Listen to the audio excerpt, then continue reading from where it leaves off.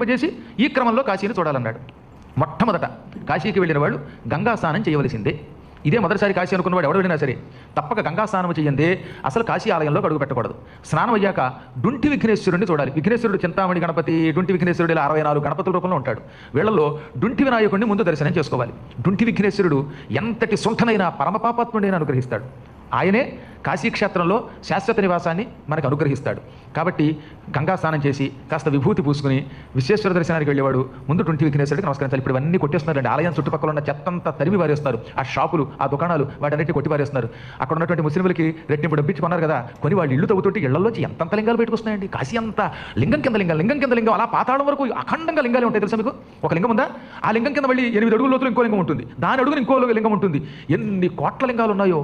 అంతెందుకు, మేము కూడా అక్కడ ఒక పీఠం కోసం ఒక స్థలం కొనుక్కున్నాం కదా, ఆ స్థల ప్రాంతంలో ఒక చిన్న తవ్వు తవ్వాం ఏదో మోటార్ కోసమని. ఈ మధ్యన అదృష్టం బాగుండి 2018లో నేను కూడా ఆ స్థాయిలో కాకపోయినా చిన్న స్థాయిలో ఒక పీఠం ఏర్పాటు చేశాను. అక్కడ మోటార్ వేయించవలసి వచ్చింది. అందుకని బోరుబావి తవ్వితే గంగాజలం అందులోంచి ఊరుతూ ఉంటుంది. దానికోసం తవ్వకం జరిపితే ఆ అడుగు నుంచి 8 అడుగులు లోతున అద్భుతమైన లింగం బయటకు వచ్చింది. ఆ లింగం మిసమిసలాడిపోతుంది. అత్యంత ప్రాచీన కాలపు లింగం అనమాట. అదృష్టం ఏంటంటే ఈ తవ్వులాట్లో లింగాలు భంగమవులా. కాశీలో గొప్పతనం ఏంటంటే మీరు ఎంత తవ్వండి, లింగములు మాత్రం మనం భక్తితో తవ్విన చోట దెబ్బ తగలకుండా కనపడతాయి. ఆ లింగాన్ని ఇప్పుడు కరివర సత్రంలో ప్రతిష్ఠ చేశారు, అక్కడ ఎదురుగుండా ఉన్న స్థలంలో. అలా ఎన్ని లింగాలండి, ఎక్కడ మీరు తవ్వండి.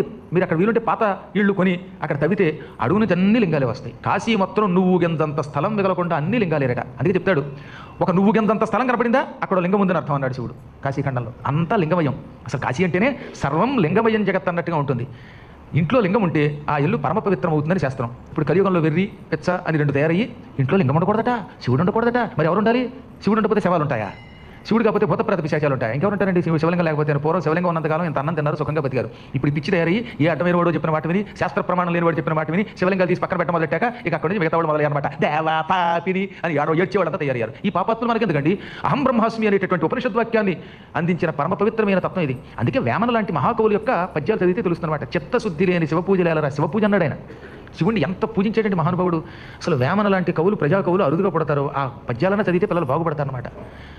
అంతరంగమందు అపరాధములు చేసి మంచివాని వలెను మనుదుడుండు తరులెరుగకున్న ఈశ్వరుడెరుగడా విశ్వదాభిరామ వినురవేమ. అసలు ఎవరు రాయగలుగుతారు అవి? ఈశ్వరుడి యొక్క అనుగ్రహం సంపూర్ణంగా పొందిన వాళ్ళు అంత తేలిగ్గా రాస్తారు. అంతమంది పద్యాలు రాస్తారు. ఏమంటే అందులో ఆయన పద్యాలు సింపుల్గా ఉంటాయి, అద్భుతమైన భావాలు ఉంటాయి అన్నమాట. ఒకటి కాదు, 2 కాదు. ఎంత భక్తుడైనా నవ్విస్తాడు ఆయన. ఓ కృష్ణుడి మీద భజన చేశాడు ఆయన. పాలసంద్రమందు పవళించు శ్రీహరి.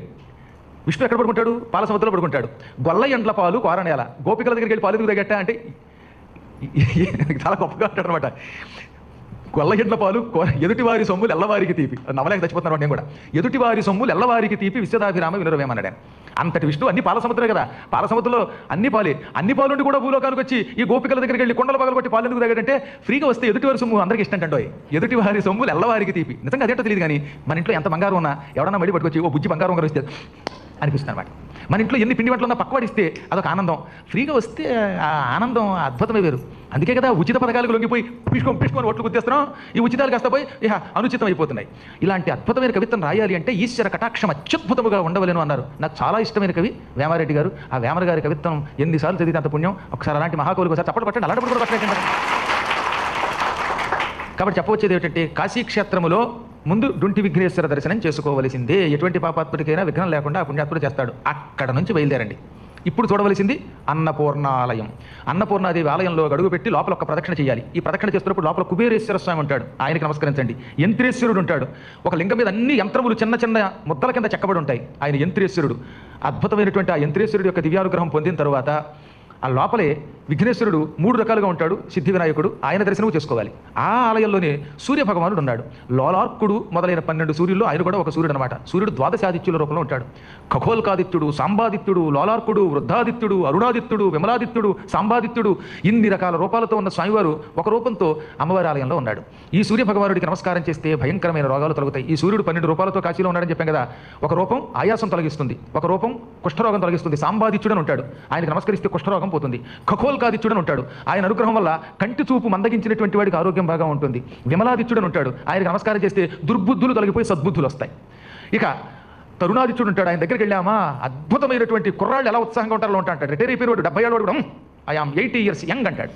అంతేగాని 16 years ఓల్డ్ అండి అంటట. వృద్ధాదిత్యుడు ఒక ఆయన ఉన్నాడు. ఆయన దగ్గరికి వెళ్తే ముసలాళ్ళం అవుతావా? కాదు కాదు, జ్ఞానం ఇస్తాడు ఆయన. ఇలా ఆ ఆదిత్యులంతా ఒక్కొక్కరు ఒక్కొక్క వరం ఇస్తారు. కాబట్టి ఆదిత్యుడిని చూడాలి. ఇప్పుడు అన్నపూర్ణాదేవి దర్శనం చేసుకోవాలి.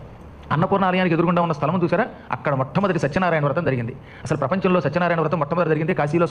చాలా మందికి తెలియక నైమిశారణ్యం అనుకుంటున్నారు. కానీ సత్యనారాయణ వ్రతకల్పంలో కాశీలో ఒక వృద్ధ బ్రాహ్మణ రూపంలో మహానుభావుడు సత్యనారాయణుడు ప్రత్యక్షమై ఒక పేదవాడికి వ్రతం చేయమని చెప్పాడు ఉంటుంది మొదటి కథే.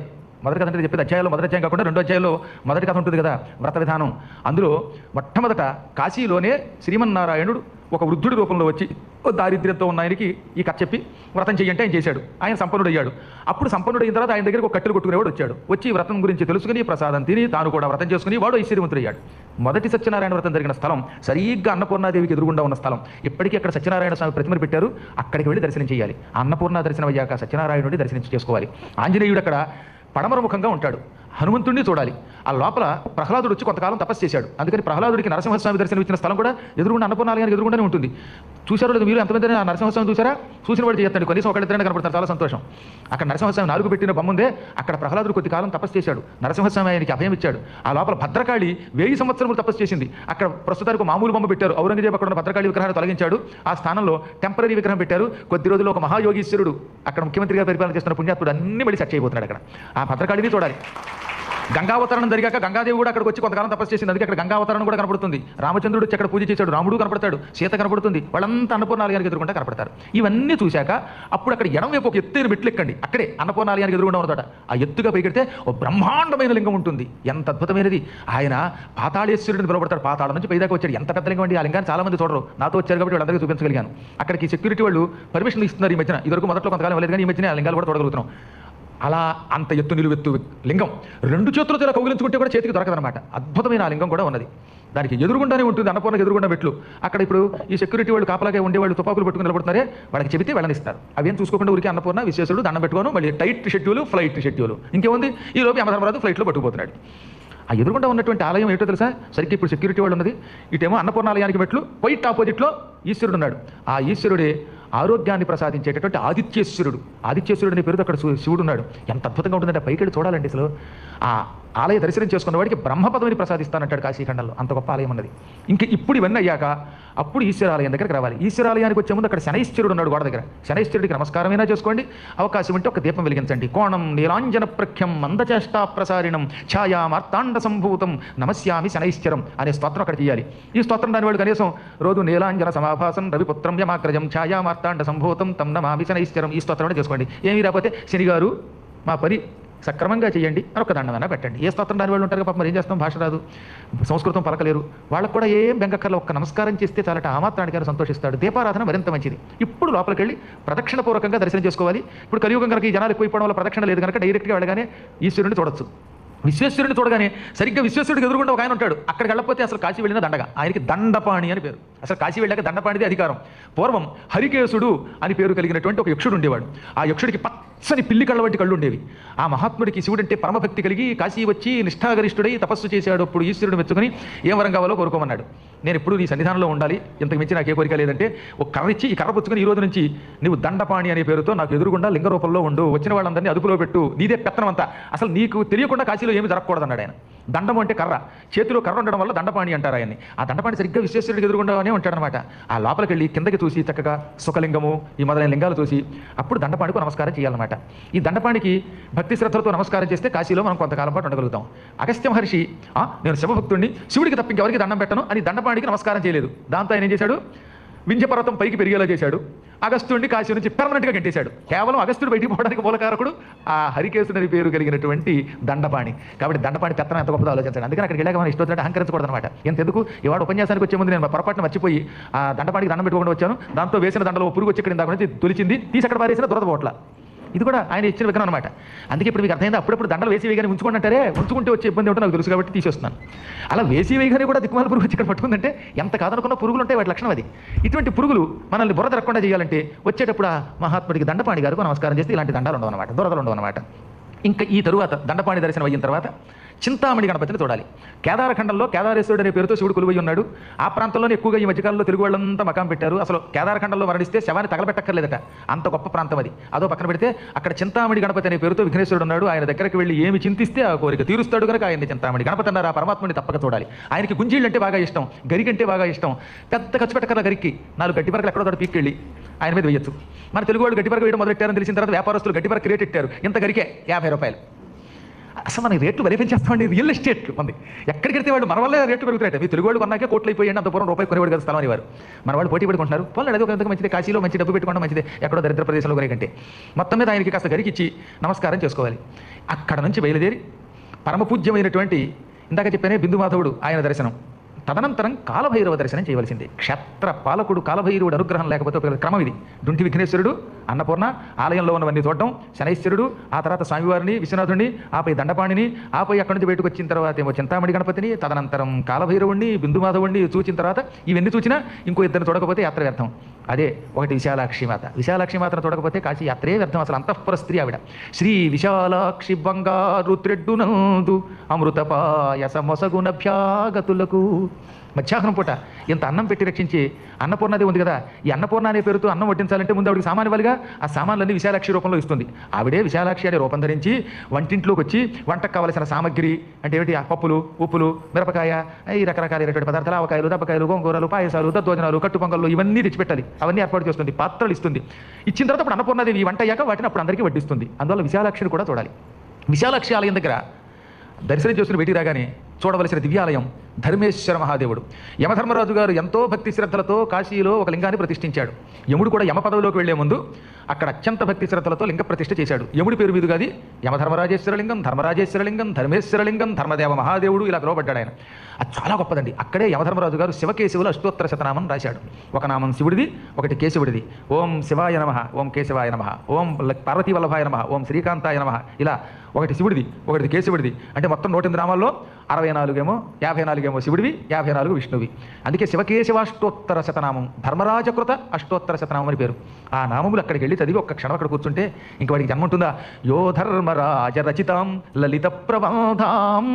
యమధర్మరాజు గారి చేత రచింపబడిన ఈ 108 నామములు భక్తి శ్రద్ధలతో కాశీ క్షేత్రములో పఠించిన వాడు నాడే స్తనరసం నపిబేత్ సమాతు. మళ్ళీ తల్లిపాలు తాగడు అంటే అర్థం ఏంటి? మళ్ళీ పునర్జన్మ ఎత్తాడు అని సుస్పష్టంగా చివరి చెప్పారు కాశీఖండంలో. అంత అద్భుతమైన యమధర్మరాజేశ్వరలింగం చూసి అప్పుడు అక్కడి నుంచి దివోదాసుని చూడాలి. కాశీ క్షేత్రాన్ని పరిపాలించిన వాడు దివోదాసు. దివోదాసుని ఎప్పుడు గౌరవించవలసిందేనని శివుడు ఆజ్ఞాపించాడు. అందువల్ల దివోదాసు గారు ఆయన విగ్రహం అక్కడ ఉంటుంది, ఆయన చూడాలి. ఆయన ప్రతిష్ఠించిన లింగం దివోదాసేశ్వరలింగం, అది చూడాలి. అక్కడే వటసావిత్రి అని ఉంటుంది, ఒక వటవృక్షం కింద సావిత్రి రూపంతో అమ్మవారు ఉన్నదనమాట. ఆ రూపాన్ని చూడాలి. ఇవన్నీ చూసిన తర్వాత అప్పుడు మనిషి అక్కడి నుంచి బయలుదేరాలి. బ్రహ్మేశ్వరలింగం అంటే ఇవన్నీ అయ్యాక చూడమన్నాడు. మొదటిసారి చూసేవాడికి, నిత్యం తిరిగేవాడికి అయితే వీలున్నప్పుడల్లా చూడొచ్చు. తరచుగా కాశీ వెళ్ళేవాడైతే వాడికి వీలున్నప్పుడు ఎలా దర్శనం చేసుకున్న దోషం లేదు. కానీ ప్రప్రథమంగా వెళ్ళేవాడికి క్రమం. ఇప్పుడు బ్రహ్మేశ్వరలింగాన్ని చూడాలి. బ్రహ్మదేవుడు అంతటి వాడు అక్కడ లింగ ప్రతిష్ఠ చేశాకే బ్రహ్మ పదవి వచ్చింది. అది బ్రహ్మచేత ప్రతిష్ఠింపబడిన ఆ లింగం బ్రహ్మేశ్వరలింగంగా పిలువబడింది. ఇక ఇక్కడ నుంచి వరుసగా నవగ్రహాలు అక్కడ ప్రతిష్ఠించిన లింగాలు ఉన్నాయి. సూర్యభగవానుడు తన పేరు మీదుగా ఆదిత్యేశ్వరలింగం ప్రతిష్ఠించాడు. చంద్రుడు తన పేరు మీదుగా చంద్రేశ్వరలింగం ప్రతిష్ఠించాడు. కుదుడు తన పేరు మీదుగా కుజేశ్వరలింగం ప్రతిష్ఠించాడు. బుధుడు తన పేరు మీదుగా బుధేశ్వరలింగం ప్రతిష్ఠించాడు. బృహస్పతి తన పేరు మీదుగా బృహస్పతీశ్వరలింగం ప్రతిష్ఠించాడు. శుక్రుడు శుక్రేశ్వరలింగం ప్రతిష్ఠించాడు. శనైశ్వరుడు శనైశ్వరేశ్వరలింగం శనీశ్వరలింగం అనే పేరుతో ప్రతిష్ఠించాడు. రాహువు కేతువు కూడా రాహువీశ్వర కేత్వీశ్వర లింగాలు ప్రతిష్ఠించారు. ఈ నవగ్రహాలు ప్రతిష్ఠించిన లింగాలన్నీ తప్పక ఒక్కసారైనా చూడాలి. ఇది కాక ఇంద్ర భగవానుడు ప్రతిష్ఠించిన లింగం, ఇంద్రుని శక్రుడు అంటారు. ఆయన శుక్రుడు, ఈయన శక్రుడు. శక్రుడు ప్రతిష్ఠించిన లింగం శక్రేశ్వరలింగం కూడా ఆలయ ప్రాంగణంలోనే ఉందండి. శక్రేశ్వరలింగం చూడాలి. అన్నిటికీ మించి ఇవన్నీ అయ్యాక నందీశ్వరుడికి మాత్రం తరచుగా నమస్కారం చేయాలి. నందీశ్వరుడు ఇప్పుడు పాపం దూరంగా ఉన్నాడు. ఆలయం మారిపోయింది. ఇప్పుడు ఔరంగజేబు అనేటటువంటి ఒక పరమనీచ నికృష్ట త్రాష్ట భ్రష్ట మొదలష్టుడు ఒకడు మొత్తం విశ్వనాథ ఆలయాన్ని ఆ రోజుల్లో సగం ధ్వంసం చేసి అవతల వైపు కట్టేశాడు. వాడికి సంబంధించిన కయ్యో మందిరం. దానికి ఏమైపోయింది? ఇప్పుడు నందీశ్వరుడు అక్కడే ఉన్నాడు. నందితోలికి వెళ్ళిపోయాడు. ఆలయం మాత్రం ధ్వంసం అయ్యింది. అక్కడ ఉన్న అర్చకులు పట్టుకొచ్చి లింగాన్ని ఒక చోట పాతాళ బావిలో అక్కడ జ్ఞానవాపిలో దాచారు. మళ్ళీ కొత్త ఆలయం మహాత్ముడు శివాజీ కట్టాక కొత్త ఆలయంలో ప్రతిష్ఠ చేశారు. ఇప్పుడు నందీశ్వరుడు ఎదురుగుండా చూస్తుంటాడు. ఎదురుగుండా మసీదు ఉంది చూడండి. పెద్ద నందీశ్వరుడు ఉంటాడు. నందికి ఎదురుగుండా అడ్డంగా ఒక పెద్ద కంచికి అవతల మసీదు. పాపం దేనంగా చూస్తుంటాడు నందీశ్వరుడు. స్వామి, పూర్వం గుండ్రంగా లింగం ఉండేది, ఇప్పుడు గుండ్రంగా గుమ్మటం పెట్టావా? ఈ గుమ్మటం ఎప్పుడు కూలిపోయి మళ్ళీ ఇక్కడికి వస్తావు స్వామి అన్నట్టుగా అలాగే చూస్తూ ఉంటాడు నందీశ్వరుడు. నేను అక్కడికి వెళ్ళినప్పుడు అలా నందీశ్వరుని, ఏం స్వామి నువ్వుండి కూడా వాళ్ళ గుమ్మటంలాగా అక్కడ కడుతూ ఉంటే ఊరుకున్నావంటే ఆయన అన్నాడు, ఏం చేయను, వాళ్ళు కూడా పూర్వజనుడే, నా భక్తులేరా కర్మ, శాపవశాత్తులా పుట్టారన్నాడు. మరి ఇప్పుడు కంగారు పడకు, ఒక యోగీశ్వరుడు ఇక్కడను, ఇంకో యోగీశ్వరుడు ఢిల్లీలోకి వస్తారు. వాళ్ళు వచ్చిన తర్వాత ఏదో టైంలో డీమ్ అని అరుస్తాను నేను, అది గొప్ప కూలిపోయి మళ్ళీ నాలే నాకు వస్తున్నాడు. నా నమ్మకం అది ఎదురుకుంటే వస్తూనే ఉంది. ఇప్పుడు ప్రస్తుతం బ్రహ్మాండంగా అవుతుంది. ఇంకో రాసి చెప్పనండి, ఆక్రమణలన్నీ కింద తవ్వేస్తారు కదా, ఇవన్నీ తవ్వుతుంటే కొన్ని వాటంతరమే కూలిపోతున్నాయి కదా, చుట్టూతో అంతా తవ్వే కదా, దాని అంతా గొప్ప కూలిపోయి అవుతుంది. గొప్ప కూలి పరమేశ్వరుడే మళ్ళీ ఎక్కడ వెలవాలి అంటే నేను ఎవరికి వ్యతిరేకంగా వస్తామా, మన ఆలయం కనుక మనకి రావాలి, వాళ్ళు ఇంకో చోట కట్టుకుని చేసుకోమని నేను తప్పే ఉందండి. ఇప్పుడు అందులో మనది ఆక్రమించాం. ఇప్పుడు ఏ హరిగారిలో నేను ఆక్రమించేస్తానంటే న్యాయమా? ఒక పుణ్యాత్ముడు ఇల్లది, ఆయన ఎంతో కష్టపడి నానాయాత్ర పడి ఆ రోజుల్లో ఒక ఇల్లు కట్టుకున్నారు. ఎవరిదైనా ఆయన ఈయనది కదా, ఒక వ్యక్తి తాను కష్టపడి నిర్మించుకున్న ఇంటిని ఆక్రమించడం అంత మహాపాపం మరొకట్లేదు. అసలు దానంగా ఇస్తే కూడా ఇతరులు సేకరించాలంటే బాధ వేస్తుంది తెలుసా మనకి. వాడు కష్టపడి కట్టుకున్నది మనకి ఇచ్చేస్తున్నట్టు పుచ్చుకుపోతేదండి. నిజం చెప్తాను నేను మీకు మనస్ఫూర్తిగా, ఈ శివపురాణ సాక్షిగా చెబుతున్నాను. నాకు మా ఏలూరుకి దగ్గరలో ఉన్నటువంటి ఒక ఊళ్ళో ఒక పెద్ద బిల్డింగ్ దానం ఇచ్చేస్తాను, మీరు బతిమారి మా ఇంటికి వచ్చి ఏమండి మిమ్మల్ని బతిమాలతాను, కాళ్ళు పట్టుకుంటాను, నా ఇల్లు మీకు ఇస్తే నాకు సంతోషం అండి, అందులో మీరు మంచి పూజలు చేస్తారంటే, బాబు నీ పుణ్యం ఉంటుందే బాబు, ఈ దరిద్ర ప్రాణాలు నాకు వద్దు, నాకు వద్దని తిరస్కరించాను నిర్బంధంగా. ఆయన 3 ఏళ్ళు తిరిగాడండి. చివరికి మధ్య చచ్చిపోయాడు. చచ్చిపోతూ పిల్లలు ఇద్దరిని పిలిచి, ఒరే మీ అందరూ ఇల్లు కట్టుకున్నారు హైదరాబాద్లో, ఈ ఊళ్ళో ఉన్న ఇల్లేమో మీకు ఇవ్వడం నాకు ఇష్టం లేదు, గురువుగారేమో పుచ్చుకొని అంటున్నారు, అయితే ఒక చిన్న పని చేయండి, ఎంతో కొంత ఒక్క రూపాయి అయినా ఆయన చేతికి పెడితే నాకు సంతోషం, ఇంట్లోంచి ఈ ఇల్లు అమ్మగా వచ్చిన డబ్బుని 3 భాగాలు చేయండి, ఒకటి పిల్లలు పంచుకోండి, ఒకటేమో కాశీ విశ్వేశ్వరుడికి ఇవ్వండి, ఒక భాగం ఎంతో కొంత గురువుగారికి ఇవ్వండి అంటే, వాళ్ళు మన ఇల్లు అమ్మి మా నాన్నగారి కోరిక తెరచండి, మీరు పెద్ద శివలింగం కొడుతున్నారు కదా, ఎక్కువ ఒక 50,000 తీసుకోండి అని బతిమాలి 50,000 ఇచ్చేయండి వరకు గొడవ చేసి. అంటే ఇవన్నీ నేను ఎందుకు ఈ శివపురాణ సాక్షిగా అంటున్నానంటే అసత్యం చెప్పాల్సిన అవసరం మాకు లేదు. మీరు పట్టుకొచ్చేసి మీ ఇళ్ళని ఇచ్చేస్తే మాకు ఎందుకంటే బాబు, ఈ భూమి మీద ఎంతకాలం కళ్ళు మూసి తెరిచారో అప్పుడే మా వయసులో వెళ్ళిపోతున్నాయి, ఇంకొక రోజులు పోతే మేము వెళ్ళిపోతాం. వెళ్ళేటప్పుడు ఈ దరిద్రాలు ఎవడు పెట్టుకెడతాడు? దరిద్రుడు ఉద్దేశం మీరు దరిద్రులు కాదు, ఇల్లు దరిద్రుడు కాదు, ఇతరుల సొమ్మును స్వీకరించి ఆ పాపములు స్వీకరించి వాళ్ళనే ఇష్టం లేదు. ఏదైనా వీలుంటే దైవ సేవ చేయగలిగితే చేయగలగాలి. అందుకే ఏదన్నా పుచ్చుకుంటే హాయిగా మంచి అద్భుతమైన 18 అడుగుల శివలింగాన్ని ఇప్పుడు ప్రతిష్ఠిస్తున్నాం మా పీఠంలో. రేపు కార్తీక మాసంలో అది ప్రతిష్ఠ అవుతుంది. మీ అందరికీ ఇదే ఆహ్వానం. మీరు వచ్చి ఆ లింగం మీద నీళ్లు పోస్తే ఆ నీళ్లు పక్కన ఉన్న బిల్వవనంలో కడతాయి, కొన్ని బిల్వ వృక్షాలు పెరుగుతాయి. వాటికి వినియోగించాలి తప్ప తన కోసం వినియోగించుకోవడం దరిద్రం లేదు. అందుకని నిజంగా మీకు ఎవరికైనా కావాలంటే అలాంటి మంచి పనులు చేయండి. పరులను ఆక్రమించడం మహాపాపం. పరులను ఈ సొమ్ము ఆక్రమించుకుని ఏడిపించినటువంటి వాడు ఎవడు సుఖపడ్డాడు? మొత్తం సామ్రాజ్యం అంతా నాదే, పాండవులకి సూది మన మోపినంత భూమి మనం నాడు దుర్యోధనుడు. ఏమైంది? తొడలు విరిగి కుప్ప కూలి చచ్చాడు. వాడి తొడలు కూడా వాడితో రాలేదు. ఎంతమంది చూసాం మనం. ఒక్కడైనా వెనక్కి తిరిగి చూసుకోగలిగాడా? వాడి సొమ్ము వాడితో వచ్చిందా? కారే రాజులు రాజ్యముల్ గలుగవే గర్వోన్నతిం వందరే వారేరి సిరిమూట గట్టుకొని పోవంజాలిరే భూమిపై పేరైనంగలదే శిబి ప్రముఖులు ప్రీతిన్ యశకాములై ఈరే కోర్కులు వారలన్ మరచిరే ఈ కాలమున్ భార్గవా.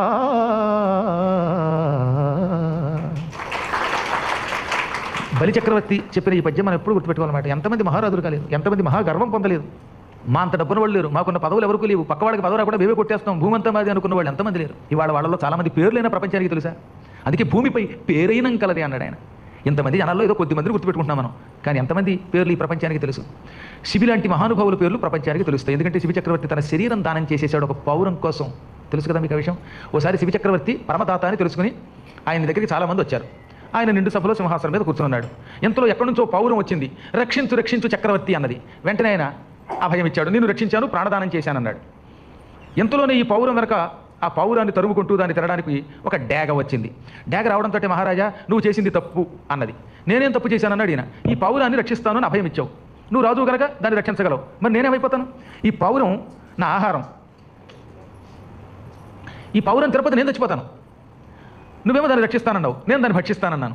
నువ్వు దాన్ని రక్షించి నన్ను చంపుతావా? ఒక జీవిని చంపే అధికారం నీకు ఎవరు ఇచ్చారంటే నేను దాన్ని రక్షిస్తాను మాట ఇచ్చాను, నిలబెట్టుకోవాలి. కాకపోతే ఒక చిన్న విషయం, నీకు పౌరం తిరగకపోతే ప్రాణం పోదుగా. నీకు కావాల్సింది ఆహారం, దానికి కావాల్సింది ప్రాణం. దాన్ని రక్షించడానికి ఆ పౌరం ఎంత బరువు ఉందో అంత మాంసం నా శరీరం నుంచి కోసి నీకు ఇస్తాను, నా మాంసం తిను, నువ్వు సుఖంగా ఉండంటే అయితే నీ మాంసం ఇయ్యి అంది డేగ. ఆయన ఏం చేశాడు? ఒక కాటా తెప్పించాడు, ఒక త్రాసులో ఒక దాంట్లో ఈ పౌరాన్ని పెట్టాడు. రెండో దాంట్లో ఏం చేశాడు? ఒక కత్తి పట్టుకొచ్చి తన చేతి మాంసం అంతా కండలు తరిగి ఈ రెండో త్రాసులో వేశాడు. కత్తితో ఇలా మాంసం కోసుకోవడం అంటే ఎంత కష్టం ఒకసారి ఆలోచించండి. మీరు ఎవరైనా ఇంటికి వెళ్ళాక ఇప్పుడు లేని ప్రయోగాలు చేయకండి సుమా, అది ఎంత కష్టమో తెలుసుకోండి అన్నాను కదా అని గురువుగారు చెప్పారు కదా, చేకొచ్చు కోసుకుంటే లేని పోరు కూడా పురాణానికి ఎదుగు వెళ్ళారు బాబు అంటారు ఇంట్లో వాళ్ళు. కష్టమే, బాధే కదా. ఆ మాంసం నెత్తురు ఉడుతుండగా అందులో వేసేట. అదేంటో ఇంత పౌరం కూడా చాలా బరువు ఉంది. ఈయన ఎంత మాంసం చేతి నుంచి కోసి అందులో వేసినా పౌరమే బరువుగా ఉంది, ఈ మాంసం తోగట్ల. అప్పుడు ఆయన ఈసారి కత్తి ఎడమ చేతిలోకి తీసుకుని కుడి చేతి మాంసంతో కోసి అందులో వేశాడు. అయినా పౌరమే బరువుగా ఉంది, మాంసం తోగడం లేదు. అప్పుడు ఆయన తొడలు కూడా కోసాడు. ఆయన తొడలు ఇంత ఉండే పెద్ద పెద్ద బంగిరి పిల్లి మామిడికాయలాగా ఇంతంత పెడలు కోసి ఈ తొడల మాంసం అందులో వేశాడు. అయినా సరే పౌరమే బరువుగా ఉంటుంది, కానీ ఎంత మాంసం వేసినా సరే ఈ పౌరానికి సరిపోవట్లేదు. అప్పుడు ఆయన ఇలా కాదని తానే వెళ్ళి తక్కెట్లో కూర్చున్నాడు తినేనని. అప్పుడు ఆ మొత్తం తక్కెడలా తిరగబడిపోయిందిట. పౌరం పైకి లేచిపోయింది. ఆ పౌరం కాస్త అగ్నిదేవుడుగాను, ఈ డేగ కాస్త ఇంద్రుడుగాను మారిపోయారు. అప్పుడు ఇంద్రుడు, నాయన నువ్వు మహాదాతవని విన్నాను, నీ దాతృత్వం ఏమిటో చూద్దామని మేమే ఈ మారువేషాల్లో వచ్చాం. మేము ఓడిపోయాము నీ ముందు, నీ దాతృత్వం ముందు. ప్రపంచంలో ఒక ప్రాణిని రక్షించడం కోసం తన శరీరాన్ని త్యాగం చేసేవాడు ఎవడు ఉంటాడు? అవసరమైతే పావురాన్ని పటక్కర కొట్టుకునేవాడే తప్ప, పాత బస్తీ కడితే ఆవులు నవ్వులే వేసేవాడు తప్ప, ఆవు కోసం చావునిచ్చేవాడు ఎవడు ఉంటాడు? మహానుభావుడు నువ్వు, దాతవంటే నువ్వు, నీకు శాశ్వత వైకుంఠం ఇచ్చాంపు అన్నారు వాళ్ళు. అందుకే అలాంటి వాళ్ళ పేర్లు ఉంటాయి. శిబి ప్రముఖులను ప్రీతిని యశక్కాములై ఈ రేకోర్కులు. ఈ భూమండలంలో శిబి లాంటి వాళ్ళు ఎంతోమంది ఇతరుల కోసం ప్రాణం ఇచ్చారు తప్ప ప్రాణం తీయలేదు వాళ్ళు. అటువంటి వాళ్ళు మర్చిపోయారు అంటాడు ఆయన. ఇతరుల యొక్క సొమ్ము ఎప్పుడూ కూడా మహాపాపం ఆక్రమించకూడదు. అందులో దేవాలయాల యొక్క భూములు ఆక్రమించి దేవుడి ఆలయం పడగొట్టి మనం వేరే ప్రార్థనా మందిరాలనే పేరుతో కట్టుకుంటే దేవుడు అనుగ్రహిస్తాడంటే పెచ్చాడు కాకపోతే, వేరేడు కాకపోతే. కాబట్టి ఆ నందీశ్వరుడిని తప్పక చూసి తీరాలి. భక్తితో ఆయన చెవిలో ఈశ్వరుడి నామం చెప్పాడు. నందీశ్వరుడి చెవిలో ఓం నమ శివాయ అని చెబితే నంది చాలా సంతోషిస్తాడు, వీడిని అనుగ్రహిస్తాడు. ఆయన ఒక్కసారి కదులుతాడు కూడా. చూడండి, ఈసారి మీరు ఆ పెద్ద నంది దగ్గరికి వెళ్ళి కుడి చెవిలోను ఎడమ చెవిలోను చెరోసారి ఓం నమ శివాయ అంటే ఒక్కసారి నంది కదిలినట్టు అవుతుందన్నమాట మనకి. నందీశ్వర దర్శనం అయిన తర్వాత ఇందాక చెప్పింది ఏమిటి? ఇంద్రుడు ప్రతిష్ఠించిన చక్రేశ్వరుడు చూడాలి కదా. ఆ తర్వాత అగ్ని ప్రతిష్ఠించిన లింగం ఉంది, అగ్నీశ్వరుడు. ఆ తర్వాత యమేశ్వరుడు ఎలాగో ఇందాక చెప్పారు, ధర్మేశ్వర లింగం. నైరుతి అనే పేరుతో ఉన్న దిక్కుందే, దానికి అధిపతి నిరుతి అనే ఒక రాక్షసుడు. ఆయన కూడా కాశీలో లింగ ప్రతిష్ఠ చేశాకే దిక్పాలకుడు అయ్యాడు. ఆయన పేరు మీద ఉన్న నిరుతీశ్వర లింగం చూడాలి.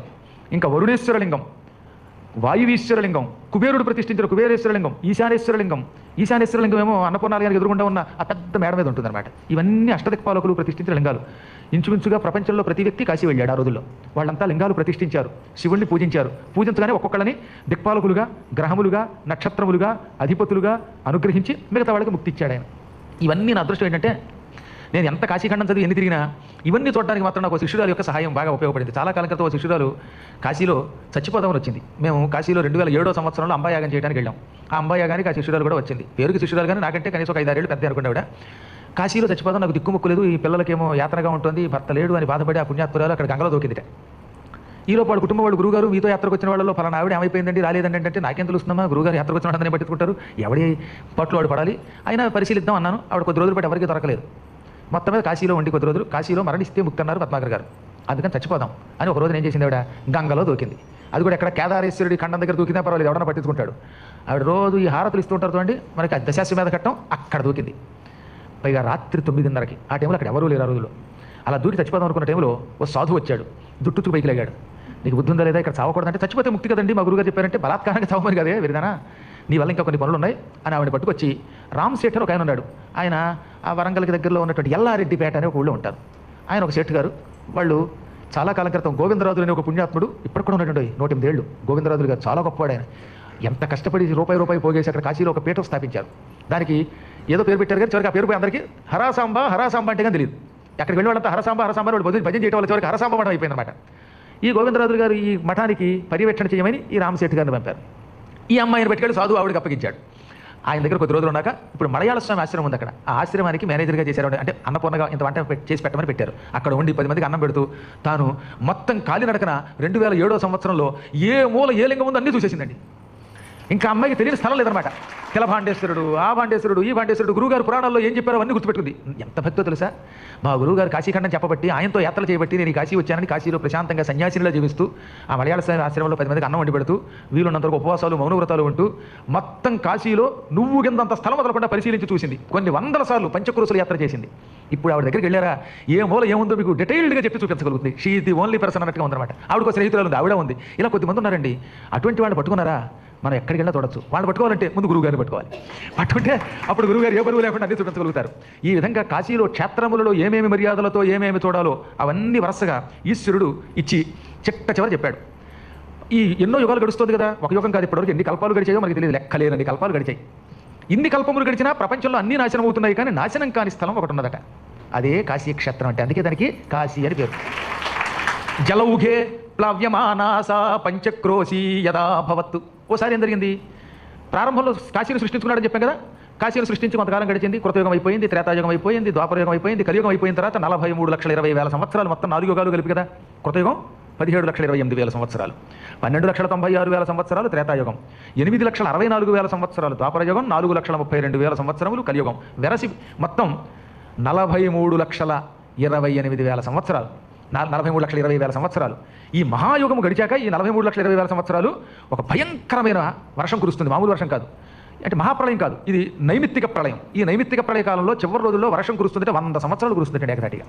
ఈ మొత్తం కలియుగాంతంలో 100 years, ఒక 100 సంవత్సరములు ఏకదాటిగా మహాభయంకరంగా కురుస్తుంది. ఆ వర్షం కూడా ఎలాగంటే ఆ సమయంలో ఈశ్వరుడు విడిచిపెడతట్ట మేఘాలు. ఆ మేఘాలు వెంకంబుల శంకెంపక కింకతోడ అమోఘంబులైన మేఘంబులు మహోఘంబులై ప్రచండగతిం జండ మండలంబు గప్పిది వినిండి దిశలావరించి రోదోంతరాళంబు నిరంతర నిరంతర నివిడాంధకార బంధురంబుగా బలిభంజన ద్వితీయ పాద పల్లవ భగ్రంబైన బ్రహ్మాండంబు చిల్లుల జల్లించి తొర్రగు బహిస్సముద్ర సలిల ధారల నిర్జరంబుల వడువున ఎడతెగక తోరంబులైన నిరధారల కురియుచు నిర్గుణంబులైన ప్రపాతంబుల ధారాపాతంబుల శిలల వర్షింపుతూ పిడుగులు గురుచు విద్యుల్లత విలయ కాలంబుల రెమ్మలు కొని సొమ్మలు ఓవజేయుచు ప్రపంచం నాశనం చేస్తుందట.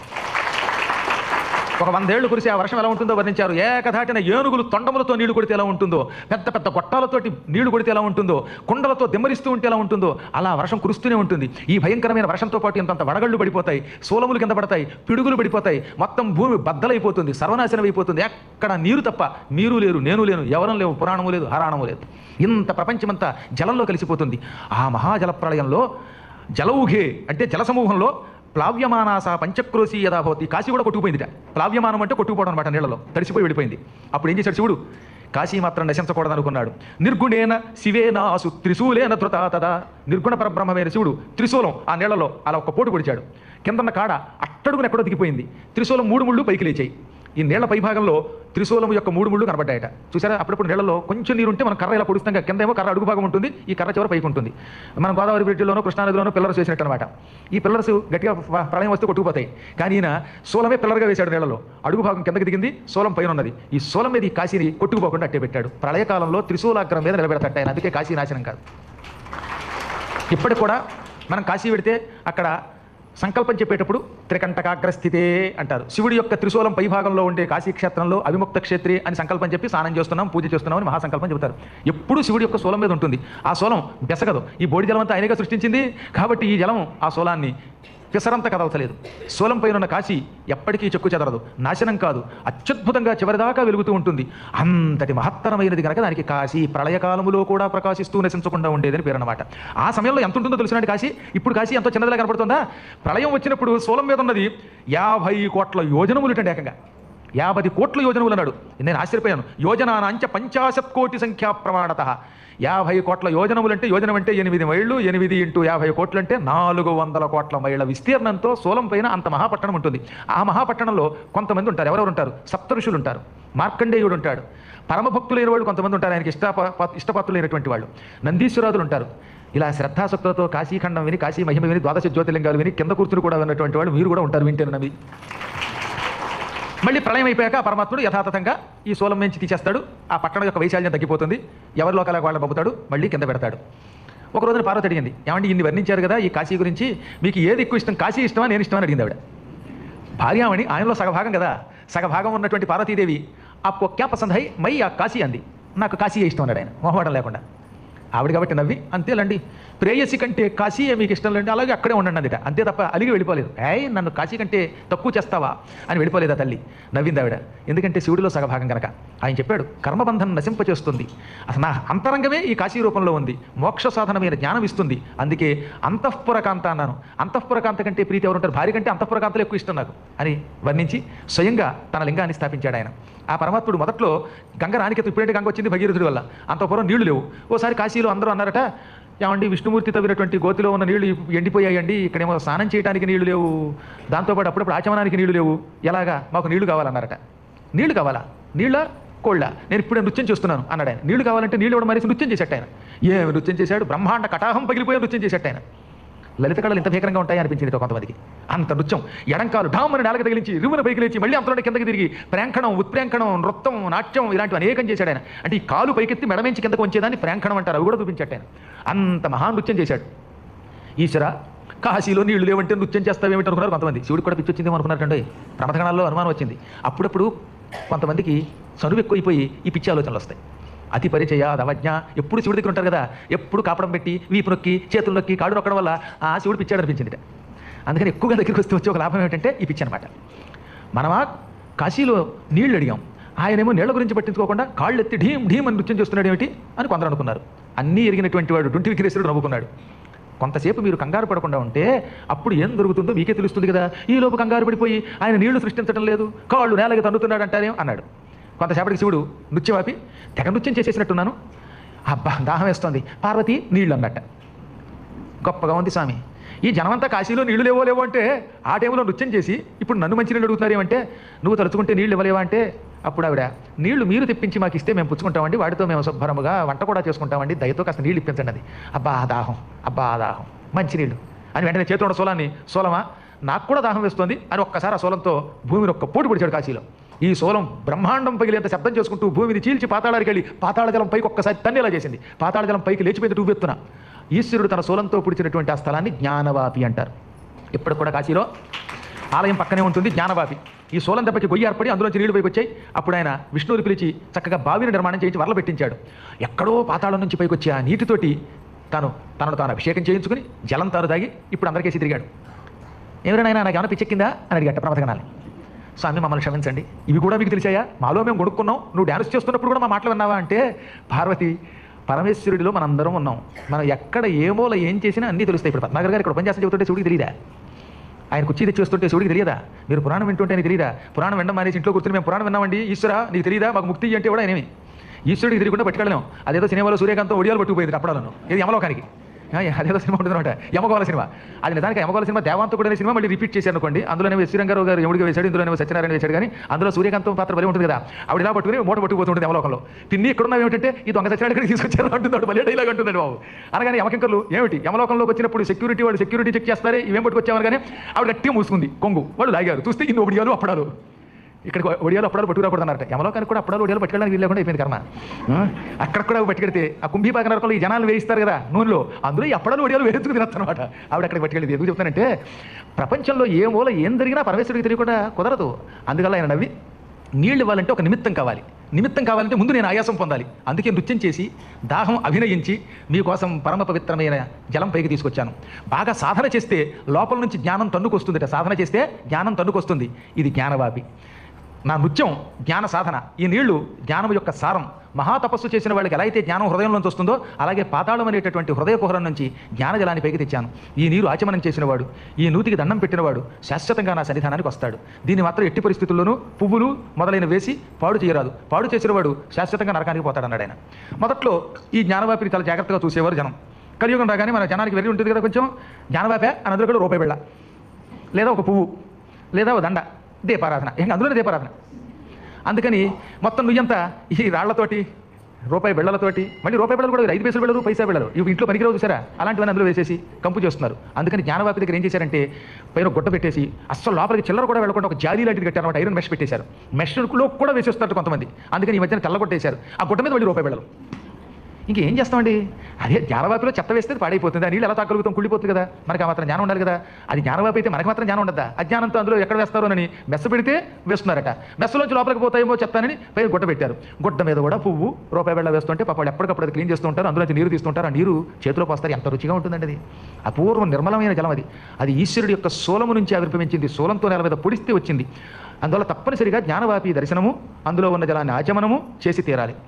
ఇంతెందుకు, ఇలా 1 కాదు 2 కాదు, కాశ్యాశ్చ మహిమానం వై వక్తుం వర్షశతైరపి, 100 సంవత్సరములు గడిచినా కాశీ మహిమ నేను నీకు చెప్పలేను పార్వతి అన్నాడు. ఇదంతా శివుడు పార్వతికి చెబుతున్నాడు. కొన్ని 100 సంవత్సరముల పాటు ఏకధాటిగా కాశీ మహిమని చెప్పడం మొదలుపెట్టినా కాశీ మహిమని వర్ణించడం నా వల్లే కాదన్నాడు ఆయన. తర్వాత అగస్త్యుడు కుమారస్వామి దగ్గరికి వెళ్తాడు. ఒకసారి వెళ్ళి కాశీ మహిమ చెప్పంటే 6 మొగముల కల్లవాడ నవ్వుదుగాని అధిక వైదగ్ధ్యవంతుడ నగుదుగాని. నాకు 6 ముఖాలున్నాయి. ఈ 6 ముఖాల్లో ఏ ముఖము పూర్తిగా కాశీ గురించి వర్ణించలేదు. నేను మహాపండితుణ్ణి, కానీ నేను కూడా వర్ణించలేను. శివుడు పార్వతితో నేనే వర్ణించలేనని చెప్పాడు. మా అమ్మ నాన్న మాట్లాడుకున్న మాటలు కొన్ని విని అవి నీకు కొంతవరకు చెబుతున్నాను అన్నాడంటే ఆయన. కుమారస్వామి వల్ల కాలేదు, ఆదిశేషుడి వల్ల కాలేదు. శివుడు అంతటి వాడు నేను 100 సంవత్సరములు గడిచినా కాశీ మహిమ పూర్తిగా చెప్పలేనన్నాడు. ఇక నా బొట్టివాడు ఇక్కడ కూర్చొని ఈ నెల్లాళ్ళ శివపురాణంలో ఒకరోజు కాశీ మహిమ ఏం చెప్పగలుగుతాడు? కళ్ళు షప్పిసి తంబు మెసవురా కాశీ. కాశీ కాశీ ఎంత గొప్పదంటే మనం చేసిన పాపాలని మాంసాన్ని తింటుందట. రాకాశి మాంసం తింటుంది, కాశీ కూడా ఒక రాకాశి. కానీ ఈ రాకాశి తినే మాంసం ఏమిటి అంటే మనం చేసిన పాపములనే మాంసం మొదట. మనం రోజు పొద్దున్న నుంచి సాయంత్రం దాకా ఏవో పాపాలు చేయకుండా ఎందుకుంటాం? ఎక్కడో ఇలాంటి పుణ్యాత్ముల్ని పక్కన పెడితే 335 మంది భూలోకంలో పాపాలు చేస్తూనే ఉంటారు. ఈ పాపాలంతా పెద్ద మాంసం మొదట.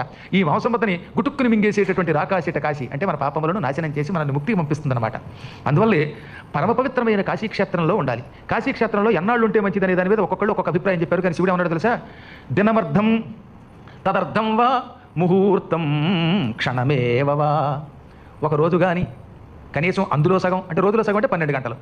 తదర్థం వా మళ్ళీ అందులో సగం 6 గంటలు కానీ 6 గంటలు కూడా ఉండలేకపోతే ముహూర్తం, ఒక ముహూర్త కాలం ఉన్నా అది ఉండలేనండి అన్నవాడు క్షణమేవవా, ఒక క్షణకాలం ఉన్నా చాలు. కాకపోతే ఉన్నంతసేపు పరమభక్తితో ఉండాలి.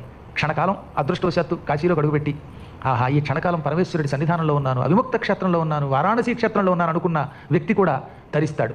ముక్తి పొందకపోవచ్చు, కనీసం ఘోర నరకాల పాలుకాడు. ఈ ప్రపంచంలో కాలం ఒక రోగం, కాలం గొప్ప రోగం అంటుండయి. అవిముక్తుడని ఒక పురుషుడిని శివుడు సృష్టించాడు. ఈ అవిముక్తుడే కాశీ క్షేత్రంలో ఉండి అవిముక్త క్షేత్రం అనే పేరు మనకి కాశీకి ఇచ్చాడు. ఈ అవిముక్తుడు శివుడి యొక్క మరొక రూపం. ఈయన కాశీని ఎప్పుడు విడిచిపెట్టాడు. ఈయన పుట్టగానే శివుడిని అడిగాడు అనమాట, శివ కాశీలో ఎంతకాలం ఉండాలి అంటే, నాయన ఒక రోజుండు లేదా సగం రోజుండు, ముహూర్తమైన ఉండు అనగానే అవిముక్తుని వెళ్ళి అడిగాడు, దేవదేవ మహాదేవ కాలామయ శుభేషజ. దేవా మహాదేవ, కాలం ఒక రోగం, కాలం వల్ల పుడుతున్నాం, కాలం వల్ల పెరుగుతున్నాం, కాలం గడిచే కొద్దీ శరీరంలో మార్పులు వస్తాయి. ఈ కాలానుగుణంగా అనేక రోగాలు శరీరానికి మనస్సుకి వస్తూ ఉంటాయి. ఇవాళున్న మంచితనం రేపు ఉండదు, ఇవాళున్న భక్తి రేపు ఉండదు, ఇవాళ తిన్న ఆహారం రేపు మళ్ళీ ఇంకో రకంగా మారుతుంది. ఈ పూట శరీరం మంచి ఆరోగ్యంగా ఉందనుకునే లోపు శరీరం అనారోగ్యానికి గురవుతుంది. ఈ రోజు మంచి కంఠంతో ఉన్నవాడు రేపు పొద్దున కంఠం లేకపోవచ్చు, ఇవాళ డబ్బు ఉన్నవాడు రేపు ఉండలేకపోవచ్చు. ఎప్పుడు ఏ జీవి ఎలా మారతాడో తెలియదు. అందుకే కాలం మహారోగం. ఈ కాలం అనేటటువంటి రోగానికి నువ్వే మందు. కాబట్టి నేను నిన్ను భక్తితో అడుగుతున్నాను, నువ్వు చెప్పినట్టుగా క్షణకాలమైనా ఉంటే వాడు అధోగతులకు వెళ్ళడన్నావు, కానీ పునర్జన్మే లేకుండా శాశ్వత ముక్తి పొందాలని నా కోరిక, దానికి ఏమి చెయ్యాలి అని అడిగాడు. పునర్జన్మ లేకుండా ఉండాలంటే అప్పుడు ఆయన చెప్పింది ఏమిటి, నాయన 3 మార్గములు చెబుతున్నాను. ఏకధాటిన కదలకుండా 9 రోజులు ఇక్కడే ఉండి 9 రాత్రులు నిద్రించాలి. అనగా 9 రాత్రుల్లో ఈ పంచక్రోసులు దాటకూడదు.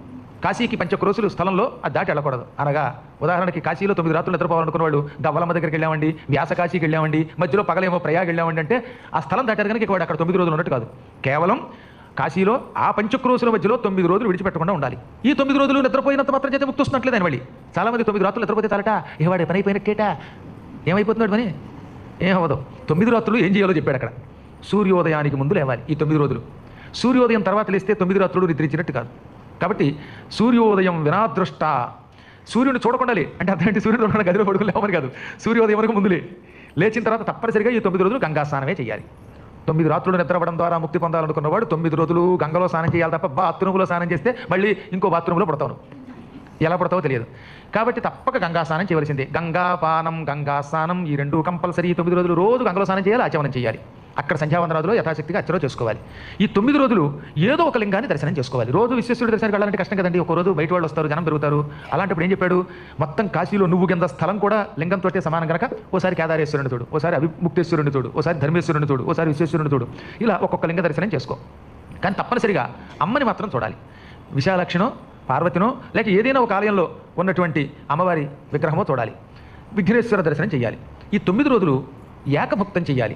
ఏకభుక్తం అనగా ఒక పూటే భోజనం. నిజానికి ఏకభుక్తం అనే శబ్దం అని అర్థం ఒక పూట భోజనం చేసి ఒక పూట ఏమీ తినకుండా ఉండాలి. కానీ కలియుగం కదా, ఏకభుక్తం అనే శబ్దం చాలా మార్పులకు గురైంది.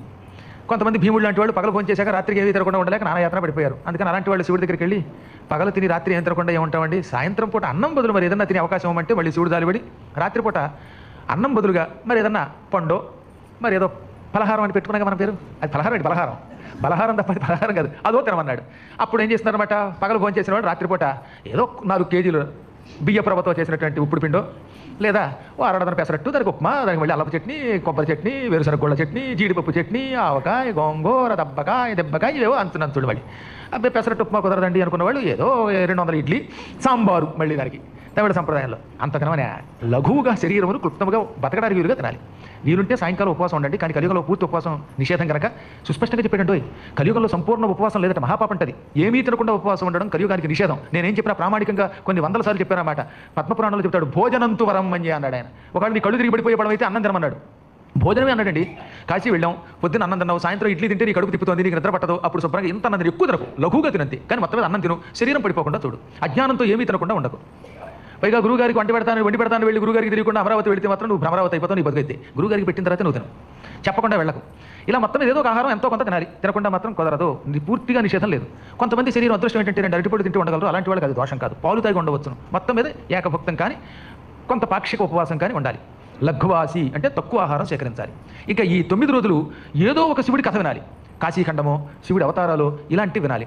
ఈ 9 రోజులు ఆ ప్రాంతంలోనే తిరుగుతాం కదా, తిరిగేటప్పుడు వీలున్నంత వరకు ఆలయాలు చూడాలి. ఇతరులను యోగక్షేమాలు అడగద్దన్నాడండి. ఉదాహరణకి నేను అక్కడ ఉన్నాను, ఎంతలో ఈయన వచ్చారు, ఏమండో మన గుంటూరు ఎలా ఉంది, పురాణాలు బాగా జరుగుతున్నాయా, వ్యాపారం ఎలా ఉంది, ఎలక్షన్లు ఎలా ఉన్నాయి, ఇవి అడక్కాయని. నువ్వు బక్క చిక్కిపోయావా, నువ్వు అన్నం తిన్నావా అని ఇతరులు అడక్కు. యోగక్షేమాలు అసలు వద్దనంతే, నీ గురించి నువ్వు ఆలోచించుకో. అక్కడ ఉన్నంతసేపు యోగక్షేమాలు శివుడు చూసుకుంటాడు. కాశీలో యోగక్షేమాలు ఎందుకు అడగడం? కాశీలో ఎక్కడికి వెళ్ళినా తిండి దొరుకుతుందండి. అన్నపూర్ణాలయంలో సాయంత్రం పూట పెడతారు టిఫిన్లు. అసలు నిజంగా 6 గంటలకల్లా మీరు వెళ్ళారంటే మైసూరు బజ్జీలు కూడా పెడతారు. ఉసూరు మరి వెళ్ళిన వాడు, నీరసంగా ఉన్నవాడు మైసూరు బజ్జీ తిని మళ్ళీ ఇలా తయారై వస్తాడు. ఎంత బాగుంటుందో. ఒక గంట అయితే ఇడ్లీలు మైసూరు బజ్జీ అయిపోయి పెడితే ఇప్పుడు పిండన్న మిగులుతుంది. అన్నపూర్ణ చూసుకుంటుంది నీ గురించి, నువ్వేం అడక్కో. అలాగే బెనారస్ చీరలు ఇక్కడ 500కు వస్తుందంటే ఇక్కడ 500 కొనుక్కుని మళ్ళీ మనం గుంటూరు, ఏలూరు, విజయవాడ 1000 రూపాయలకి పెడితే దారి ఖర్చులు కలిసి వస్తాయి అనుకుంటే ఈ 9 రోజుల ప్రయాణం వ్యర్థం. అక్కడ ఇంకా ఏ వ్యాపారము, ఏ ధనము, ఏ బాగు లేదు. కేవలం ఆ 9 రోజులు శివనామస్మరణం, శివకథ, భగవద్ దర్శనం, ఇవి తప్ప మరొకటి ఉండకూడదు. ఏ విధమైన కాపీనం ఉండకూడదు, ఆలోచన ఉండకూడదు, కుటుంబం గురించి అసలు పట్టించుకోకూడదు. ఇలా సంపూర్ణముగా 9 రోజులు అక్కడే పగలు రాత్రి ఉంటూ భగవంతుని స్మరిస్తే అటువంటి వాడు పునర్జన్మ లేకుండా కైవల్యం పొందుతాడు. ఈ 9 రోజులు అలాగే ఉండాలి. వీలున్నప్పుడు దానం చేయాలి. కనిపించిన వాడిని ఈశ్వరుడిగా చూడాలి. 9 రోజులు ఒకవేళ ఒక రోజు భ్రష్టులు అయ్యాం అనుకుందాం, కాసేపు ఏదో కారణం చేత పిచ్చి ఆలోచనలు వచ్చాయి, అలాంటి వాడికి ముక్తి రాదు కదా. అప్పుడేం చెప్పాడు? 6 మాసములైనా ఉండమన్నాడు. మాసం అంటే 6 మాసములు. ఏమంటే ఎంతకాలమైనా ఉండొచ్చు. మినిమం 9 రోజుల నుంచి మొదలుపెట్టి ఆయన చాలా చెప్పాడు. 3 విశేషాలు చెప్పాడు. 6 నెలలు కానీ 9 నెలల 9 రోజులు కానీ చెప్పాడు. 9 రోజులు 6 మాసములు, 9 నెలల 9 రోజులు. ఇవి కాకుండా ఇంకా చిన్న చిట్కాలు చెప్పాడు కానీ అవన్నీ మీకు చెప్పట్లా. వీటిలో నువ్వు ఏదో ఒక దాన్ని నీకు అనుకూలమైన దాన్ని ఎంచుకో. ఉన్నంతకాలం భక్తితో ఉండు. చివరిగా చెప్పాడు ఎంతకాలం ఉన్నావు అన్నది కాదు. ఉన్న కొంతకాలమైనా సంపూర్ణ నియమంతో, సంపూర్ణ భక్తితో, కాశీ మీద ఉన్న వ్యామోహంతో ఉంటే అటువంటి వాడిని నేను అనుగ్రహిస్తాను. మేమెవరమన్నాళ్ళు అసలు అక్కడికి వెళ్ళలేమనుకుంటే ఏం చేయాలి? వాళ్ళకు కూడా మార్గం చెప్పాడు ఆయన, అవిముక్తుడు వంకతోటి. నన్ను మందన్నావు కదా, ప్రజలకు మందు వేస్తున్నాను, మోక్షం అనే మందు వేస్తున్నాను. ఇంట్లోనే కూర్చుని కాశీ కాశీ కాశీ కాశీ అనుకున్న వాడికి కూడా కాశీవాస ఫలం ఎంతో కొంత లభిస్తుంది. చెప్పండి అందరూ కూడా, అహం కాశీం గమిష్యామి, అహం కాశీం గమిష్యామి, తత్రైవ నివసామ్యహం, ఏవం బ్రువాణః సతతం కాశీవాస ఫలం లభేత్. అహం అంటే నేను, కాశీం కాశీ గురించి వెడతాను, గమిష్యామి వెడతాను అంటే నేను కాశీకి వెడతాను, తత్రైవ అక్కడే, నివసామ్యహం ఉంటాను అని దాని అర్థం అనమాట. నేను కాశీ వెడతాను, అక్కడే ఉంటాను, డే ఉంటాను, నైట్ ఉంటాను, అక్కడే ఉంటాను. యావం ఈ విధముగా సతతం ఎల్లప్పుడూ బ్రువాణః పలుకువాడు కాశీవాస ఫలం లభేత్, కాశీవాస ఫలితాన్ని పొందుతాడు అని అర్థం. అందుకని ఒకవేళ మనం ఏ కారణము చేతనైనా కాశీ వెళ్ళలేకపోతే, వెళ్ళేందుకు మనస్సు అంగీకరించకపోతే, ఓపిక లేకపోతే, ధనము లేకపోతే, అవకాశము లేకపోతే, అలాంటప్పుడు ఇంట్లో కూర్చుని నేను కాశీ వెడతాను, కాశీ వెడతాను, కాశీ వెడతాను, అక్కడే ఉంటాను, అక్కడే ఉంటాను, అక్కడే ఉంటాను, అక్కడే ఉంటానని నిరంతరం అనుకుంటే అటువంటి వాడికి ఇక్కడ ఇంట్లో కూర్చుని కూడా కాశీ వెళ్ళేటటువంటి ఫలితం వస్తుంది. కాకపోతే ఈ నిరంతరం అనుకోవాలంటే సతతం అన్నాడు. ఇవాళ అనుకుని మళ్ళీ నెలల తర్వాత గుర్తు చెప్పడం అనుకుంటే కాదు, వీలున్నప్పుడు అనుకో. నిరంతరం అంటే అక్కడ అంతరార్థం ఏంటంటే ఎప్పుడు అవకాశం ఉంటే అప్పుడు అనుకో. అది పెద్ద కష్టం ఉందండి, దానికి డబ్బులు ఖర్చు పెట్టాలా, 100 రూపాయలు ఇవ్వక్కర్లేదు అహం కాశీ గమిష్యామి అనుకోవడానికి. సంస్కృత శ్లోకం రాకపోతే తెలుగులో అనుకోమన్నాడు, ఈ లాంగ్వేజ్లో, నీ మాతృభాషలో. ఎలాగో ఈ మధ్యన ఇంగ్లీష్ మీడియం పెట్టేశారు కదా, I will go to Kashi అని ఇంగ్లీష్లో అనుకోకండి. నేను కాశీ వెడతాను, అక్కడే ఉంటాను, కాశీ వెడతాను, అక్కడే ఉంటాను. 2 ముక్కలు, 2 వాక్యాలు, ఏం కష్టం అందులో. ఇలా నిరంతరం అనుకున్న వారికి కూడా కాశీవాస ఫలితం ఇస్తానన్నాడు ఈశ్వరుడు అవ్యాజ కరుణామూర్తి కనుక. సులభముగా ముక్తి లభిస్తుంది దీనివల్ల కూడా. ఒకవేళ ఈ అనుకోవడానికి నోరు లేదనుకుందాం, కొంతమందికి వాక్కు ఉండదు మగవాళ్ళు, అప్పుడు వాడు లోపల అనుకోగలిగితే లోపల అనుకోవచ్చట. లోపల కూడా అనుకోవడానికి నాలుగు సహకరించకపోతే ఏం చేయమన్నాడు? ఎవరైనా కాశీ పెడుతుంటే వాళ్ళకి సాయం చేయాలట. కాశీ పెడుతున్నాను అన్నటువంటి వాడిని నమ్ము నువ్వు. ఒక్కోసారి ఏంటంటే మన ఇంటికి కొంతమంది వచ్చి నేను అయ్యప్ప దగ్గరికి వెళ్తున్నాను, కాశీ కడుతున్నాను, డబ్బులు ఇమ్మంటే వాడు వెళ్ళాడా పుణ్యం, వెళ్ళకపోయినా వాడు అన్నాడుగా మాట అన్న వాళ్ళు కూడా పుణ్యమేట. వాడు మోసగాడైతే మనకేంటి నష్టం? ఎంతో కొంత వాడిని ఆక్షేపించకు. దానం చేసేటప్పుడు నమ్మకం లేక, శ్రద్ధ లేక, తిట్టుకుంటూ వాడు మోసగాడు అనుకుంటూ ఇచ్చే కంటే ఇవ్వకపోవడం మంచిది.